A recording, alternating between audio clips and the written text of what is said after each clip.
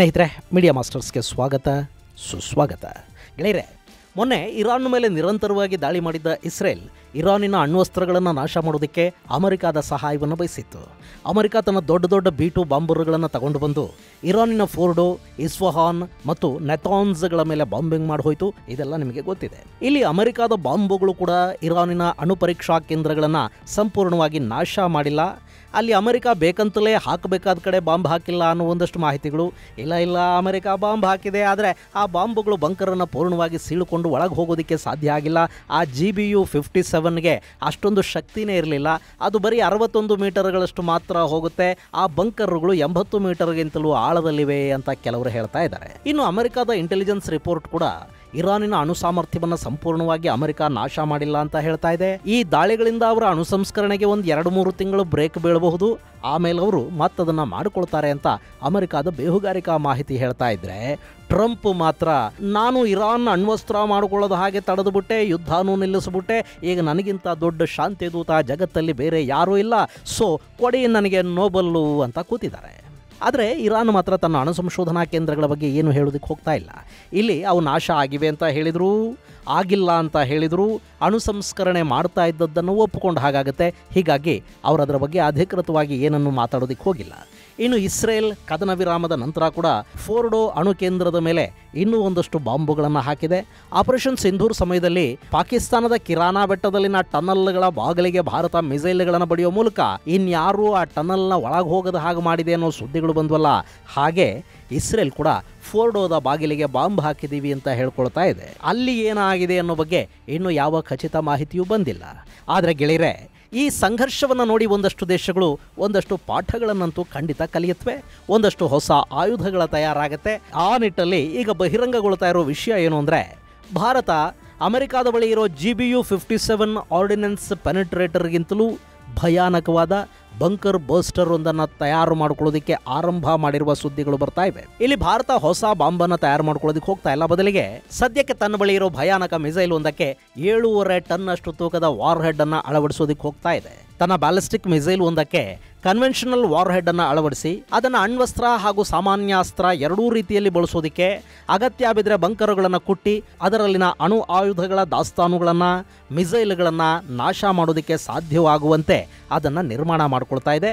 ಅದಕ್ಕೆ ಬೇಕಾದ ನಿಖರ ದಾಳಿಯ ತಂತ್ರಜ್ಞಾನಗಳನ್ನು ಅಳವಡಿಸೋದಕ್ಕೆ ಭಾರತ ಪ್ರಯತ್ನಗಳನ್ನು ಆರಂಭ ಮಾಡಿದೆ. ಆ ಸ್ವದೇಶಿ ಬಂಕರ್ ಬರ್ಸ್ಟರ್ ಒಂದು ತಯಾರಾದರೆ ಪಾಕಿಸ್ತಾನ ಬಿಡಿ, ಚೈನಾದ ವಿರುದ್ಧ ಯುದ್ಧ ಆದರೂ ಕೂಡ ಅಲ್ಲಿನ ಅಣ್ವಸ್ತ್ರಗಳ ದಾಸ್ತಾನುಗಳನ್ನು ಗುರಿಯಾಗಿಸ್ಕೊಂಡು ದಾಳಿ ಮಾಡೋ ಶಕ್ತಿ ಭಾರತಕ್ಕೆ ಬರುತ್ತೆ. ಅಂದಹಾಗೆ ಈ ಹೊಸ ಆಯುಧದ ಹೆಸರು ಅಗ್ನಿ-5 ಬಂಕರ್ ಬರ್ಸ್ಟರ್.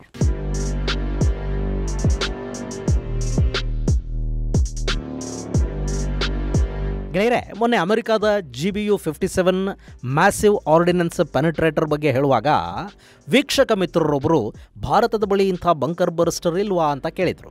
ನಮ್ಮಲ್ಲಿ ಬಂಕರ್ ಬರ್ಸ್ಟರ್ಗಳಿವೆ, ಆದರೆ ಸದ್ಯಕ್ಕೆ ಅಮೆರಿಕಾದಲ್ಲಿರುವಷ್ಟು ಬಲಿಷ್ಠವಾದ ಈ ಬಂಕರ್ ಬಾಂಬ್ ಬೇರೆ ಯಾರ ಬಳಿಯೂ ಇಲ್ಲ.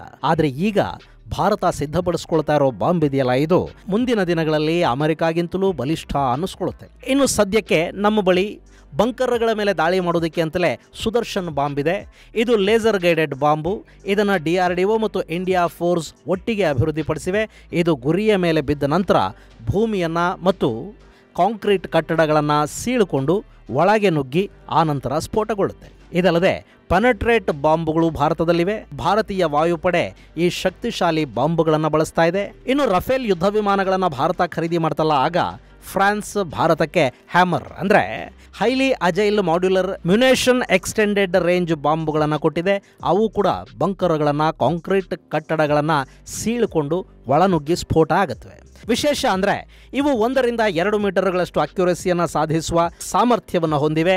ಆದರೆ ಬಂಕರ್ ಬರ್ಸ್ಟರ್ಗಳಾಗಿ ಬಳಸುವ ಕನ್ವೆನ್ಷನಲ್ ವಾರ್ ಹೆಡ್ಗಳನ್ನು ಅಳವಡಿಸುವ ಮಿಸೈಲುಗಳು ಇದಕ್ಕಿಂತಲೂ ಹೆಚ್ಚಿನ ಅಕ್ಯುರೆಸಿಯನ್ನು ಹೊಂದಿರಬೇಕಾಗುತ್ತೆ.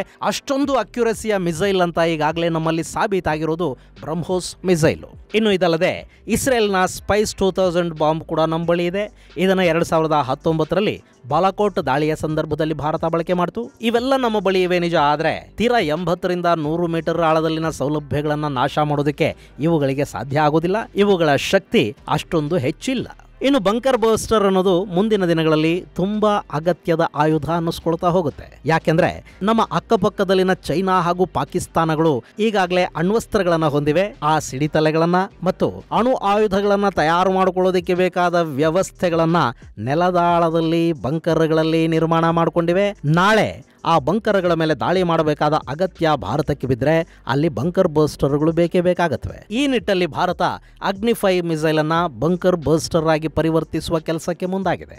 ನಮ್ಮ ಅಗ್ನಿ-5 ಇದೆಯಲ್ಲ, ಇದು ICBM ಅಂದ್ರೆ inter continental ballistic missile.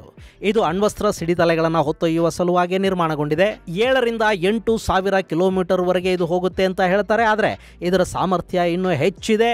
Bharat ಅದನ್ನು ಸರಿಯಾಗಿ ಹೇಳ್ತಾ ಇಲ್ಲ ಅನ್ನೋದು ಚೈನಾ ಮಾಡ್ತಾ ಇರೋ ಆರೋಪ. ಇನ್ನು ಇದರಲ್ಲಿ MIRV ಅಂದ್ರೆ ಮಲ್ಟಿಪಲ್ ಇಂಡಿಪೆಂಡೆಂಟ್ಲಿ ಟಾರ್ಗೆಟಬಲ್ ರೀಎಂಟ್ರಿ ವೆಹಿಕಲ್ ಅನ್ನ ಅಳವಡಿಸಿದ್ದಾರೆ. ಇದನ್ನ ಬಳಸಿಕೊಂಡು ಒಂದೇ ಉಡಾವಣೆಯಲ್ಲಿ ಬಹು ಗುರಿಗಳನ್ನು ಭೇದಿಸುವ ಶಕ್ತಿಯನ್ನು ಕೂಡ ಅಗ್ನಿ-5 ಮಿಸೈಲ್ ಹೊಂದಿದೆ. ಆದರೆ ಬಂಕರ್ ಬರ್ಸ್ಟರ್ ಆಗಿ ಬ್ಯಾಲಿಸ್ಟಿಕ್ ಮಿಸೈಲ್ಗಳನ್ನು ಬಳಸೋದಕ್ಕೆ ಸಾಧ್ಯ ಆಗೋದಿಲ್ಲ. ಅದಕ್ಕೆ ಕನ್ವೆನ್ಷನಲ್ ಮಿಸೈಲ್ಗಳು ಬೇಕಾಗತ್ವೆ. ಸೊ ಈ ಅಗ್ನಿ-5ಗೆ ಕನ್ವೆನ್ಷನಲ್ ವಾರ್ ಹೆಡ್ಗಳನ್ನು ಅಳವಡಿಸಿ ಪರೀಕ್ಷಿಸುವ ಕೆಲಸ ನಡೀತಾ ಇದೆ. ವಿಶೇಷವಾಗಿ ಇದನ್ನ ನೆಲದಾಳದಲ್ಲಿನ ಗುರಿಗಳನ್ನು ಹೊಡೆಯೋದಿಕ್ಕೆ ಅಂತಲೇ ಡಿಸೈನ್ ಮಾಡ್ತಾ ಇದ್ದಾರೆ. ಹೀಗಾಗಿ 7.5 ಟನ್ ತೂಕದ ವಾರ್ ಹೆಡ್ಗಳನ್ನು ಇದರಲ್ಲಿ ಅಳವಡಿಸಿ ಪರೀಕ್ಷೆ ಮಾಡಲಾಗುತ್ತೆ. ಅದು ಕೂಡ 2 ವೇರಿಯಂಟ್ಗಳಲ್ಲಿ ಸಿದ್ಧ ಆಗ್ತಾ ಇದೆ. ಒಂದು ಏರ್ ಬರ್ಸ್ಟರ್ ಅಂದ್ರೆ ಭೂಮಿಯ ಮೇಲಿನ ಸೇನಾ ಇನ್ಫ್ರಾಸ್ಟ್ರಕ್ಚರ್ಗಳು, ಸೇನಾ ನೆಲೆಗಳು, ಆಯುಧಾಗಾರಗಳನ್ನು ನಾಶ ಮಾಡಬಲ್ಲ ಕನ್ವೆನ್ಷನಲ್ ವಾರ್ ಹೆಡ್ ಅನ್ನು ಹೊಂದಿರುವ ಮಿಸೈಲ್ ಆಗಿರುತ್ತೆ. ಎರಡನೆಯದು ಬಂಕರ್ ಬರ್ಸ್ಟರ್ ಅಂದರೆ ನೆಲದಾಳದಲ್ಲಿನ ಟಾರ್ಗೆಟ್ಗಳನ್ನು ಹೊಡೆದು ಹಾಕುವ ವೇರಿಯಂಟು. ಇದನ್ನು ಕೂಡ ಸಿದ್ಧಪಡಿಸ್ತಾ ಇದ್ದಾರೆ. ಇನ್ನು ಈಗಾಗಲೇ ನಮ್ಮ ಅಗ್ನಿ-5 ಬ್ಯಾಲಿಸ್ಟಿಕ್ ಮಿಸೈಲ್ ಸೇನೆಗೆ ಸೇರ್ಪಡೆಯಾಗಿದೆ. ಈಗ ಅದಕ್ಕೆ ಕನ್ವೆನ್ಷನಲ್ ವಾರ್ ಹೆಡ್ ಅನ್ನು ಅಳವಡಿಸಿ ಪರೀಕ್ಷೆಗಳು ನಡೀಬೇಕಿದೆ.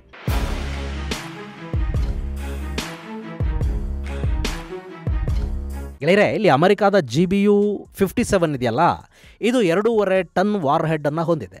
ಈಗ ಭಾರತ ಸಿದ್ಧಪಡಿಸ್ತಾ ಇರೋ ವೇರಿಯಂಟಲ್ಲಿ 7.5 ಟನ್ ತೂಕದ ವಾರ್ ಹೆಡ್ ಇರುತ್ತೆ. ಸಾಮಾನ್ಯವಾಗಿ ಅಗ್ನಿ ಬ್ಯಾಲಿಸ್ಟಿಕ್ ಮಿಸೈಲ್ಗೆ ಅಳವಡಿಸುವ ನ್ಯೂಕ್ಲಿಯರ್ ವಾರ್ ಹೆಡ್ ನ ತೂಕ 1.5 ಟನ್. ಸೊ ಈಗ ಅಗ್ನಿ ನಾನ್ ಕನ್ವೆನ್ಷನಲ್ ಮಿಸೈಲ್ ಏನಿದೆ ಅದು ಬ್ಯಾಲಿಸ್ಟಿಕ್ ವಾರ್ ಹೆಡ್ ನ 5 ಪಟ್ಟು ಹೆಚ್ಚು ತೂಕವನ್ನ ತಗೊಂಡು ಹೋಗಬೇಕಾಗತ್ತೆ. ಹೀಗಾಗಿ ಅದು ಸಾಗುವ ದೂರ ಸಹಜವಾಗಿ ಕಡಿಮೆ ಆಗುತ್ತೆ.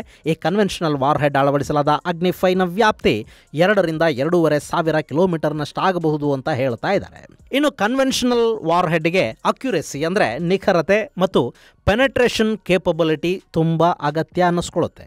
ಸದ್ಯಕ್ಕೆ ಅಗ್ನಿ-5ಯಲ್ಲಿ RINS ಮತ್ತು MISS ತಂತ್ರಜ್ಞಾನವನ್ನು ಅಳವಡಿಸಿದ್ದಾರೆ. ಆದರೆ ಇದನ್ನು ಬಂಕರ್ ಬರ್ಸ್ಟರ್ ಆಗಿ ಬಳಕೆ ಮಾಡೋದಾದ್ರೆ ಅದರ ನಿಖರತೆಯನ್ನ ಮತ್ತಷ್ಟು ಹೆಚ್ಚು ಮಾಡಬೇಕಾಗಿ ಬರುತ್ತೆ. ಇಲ್ಲಿ ಏನಾಗುತ್ತೆ ಅಂದ್ರೆ ಪರಮಾಣು ಮಿಸೈಲುಗಳಿಗೆ ಅಕ್ಯುರೆಸಿ ಅನ್ನೋದು 1-2 ಮೀಟರ್ ಆಚೆ ಈಚೆ ಇದ್ರೆ ಸಮಸ್ಯೆ ಏನಿರೋದಿಲ್ಲ. ಯಾಕೆಂದ್ರೆ ಸ್ಫೋಟಗೊಂಡ ನಂತರ ಕಿಲೋಮೀಟರ್ ಗಟ್ಟಲೆ ವ್ಯಾಪ್ತಿಯ ಪ್ರದೇಶವನ್ನು ಪರಮಾಣು ಬಾಂಬು ನಾಶ ಮಾಡುತ್ತೆ. ಆದರೆ ಕನ್ವೆನ್ಷನಲ್ ವಾರ್ ಹೆಡ್ ಹೊತ್ತ ಮಿಸೈಲುಗಳು ಹಾಗಲ್ಲ. ಅವು ಎಲ್ಲಿ ಬೀಳಬೇಕಾಗಿರುತ್ತವೋ ಅಲ್ಲೇ ನಿಖರವಾಗಿ ದಾಳಿ ಮಾಡಬೇಕು. ಆಗಲೇ ದಾಳಿ ಯಶಸ್ವಿ ಅನ್ನಿಸ್ಕೊಳ್ಳೋದು. ಈಗ ಮೊನ್ನೆ ಆಪರೇಷನ್ ಸಿಂಧೂರ್ ನಡೀತಲ್ಲ, ಆ ಸಂದರ್ಭದಲ್ಲಿ ಭಾರತದ ಬ್ರಹ್ಮೋಸ್ಗಳು ಸೆಂಟಿಮೀಟರ್ ಲೆಕ್ಕದಲ್ಲಿ ಕೂಡ ಆಚೆ ಈಚೆ ಆಗದೆ ನಿಖರವಾಗಿ ದಾಳಿ ಮಾಡಿದ್ವಂತೆ. ಆ ಥರದ ದಾಳಿಯ ಸಾಮರ್ಥ್ಯವನ್ನು ಬೆಳೆಸಬೇಕು ಅಂದರೆ CEP ಸರ್ಕ್ಯುಲರ್ ಎರರ್ ಪ್ರಾಬಬಲ್ ಕಡಿಮೆ ಇದ್ದು ನಿಖರತೆಯನ್ನು ಹೆಚ್ಚಿಸುವ ತಂತ್ರಜ್ಞಾನವನ್ನು ಅದಕ್ಕೆ ಅಳವಡಿಸಬೇಕು ಮತ್ತು ಅದರ ಕವಚ ಗಟ್ಟಿಯಾದ ನೆಲ ಕಾಂಕ್ರೀಟ್ ಗೋಡೆಗಳನ್ನು ಭೇದಿಸುವ ಸಾಮರ್ಥ್ಯವನ್ನು ಹೊಂದಿರಬೇಕು. ಇದರ ನ್ಯಾವಿಗೇಷನ್ ಕೂಡ ಶಕ್ತಿಶಾಲಿಯಾಗಿರಬೇಕಾಗುತ್ತೆ. ಈ ನಿಟ್ಟಲ್ಲಿ ಪ್ರಯೋಗಗಳು ಆರಂಭಗೊಂಡಿವೆ ಮತ್ತು ಈ ಹೊಸ ಅಗ್ನಿ-5 ಬಂಕರ್ ಬರ್ಸ್ಟರ್ 90 ರಿಂದ 100 ಮೀಟರ್ ಆಳಕ್ಕೆ ನುಗ್ಗುವ ಸಾಮರ್ಥ್ಯವನ್ನು ಹೊಂದಿರಲಿದೆ ಅಂತ DRDO ಹೇಳ್ತಾ ಇದೆ. ಹೀಗಾಗಿನೇ ಇದನ್ನ ಅಮೆರಿಕಾದ GBU-57ಗಿಂತಲೂ ಅತ್ಯಂತ ಶಕ್ತಿಶಾಲಿ ಅಂತ ಬಣ್ಣಿಸಲಾಗ್ತಾ ಇರೋದು.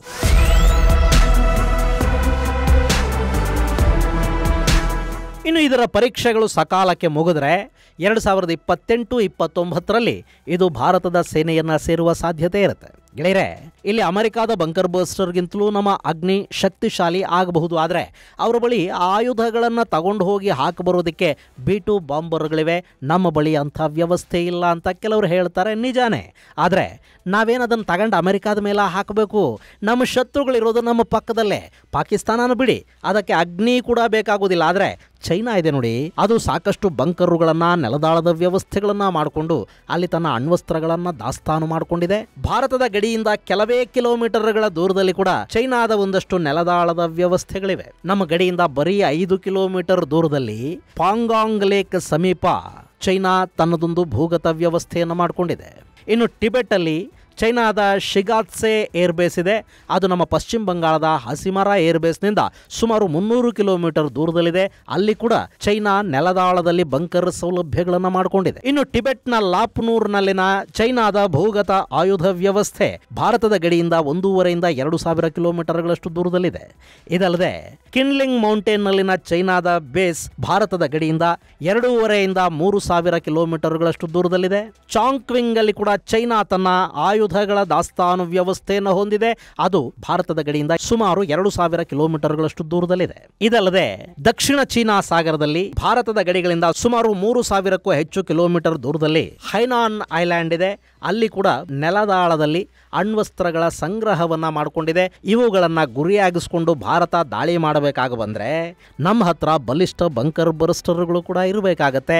ಅದನ್ನ ಅಗ್ನಿ-5 ಮೂಲಕ ಸಾಧಿಸುವ ಪ್ರಯತ್ನವನ್ನ ಭಾರತ ಇಲ್ಲಿ ಮಾಡ್ತಾ ಇದೆ. ಇದು ಗೆಳೆಯರೆ ಭಾರತದ ಬಳಿ ಸದ್ಯಕ್ಕಿರುವ ಮತ್ತು ಭಾರತ ಸಿದ್ಧಪಡಿಸಿಕೊಳ್ತಾ ಇರುವ ಬಲಿಷ್ಠ ಬಂಕರ್ ಬರ್ಸ್ಟರ್ ಕುರಿತಾದ ಮಾಹಿತಿ. ಮುಂದಿನ ಸಂಚಿಕೆಯಲ್ಲಿ ಮತ್ತಷ್ಟು ವಿಶೇಷಗಳ ಜೊತೆ ಮತ್ತೆ ಭೇಟಿಯಾಗೋಣ. ಅಲ್ಲಿವರೆಗೆ ಜೈ ಹಿಂದ್, ಜೈ ಕರ್ನಾಟಕ.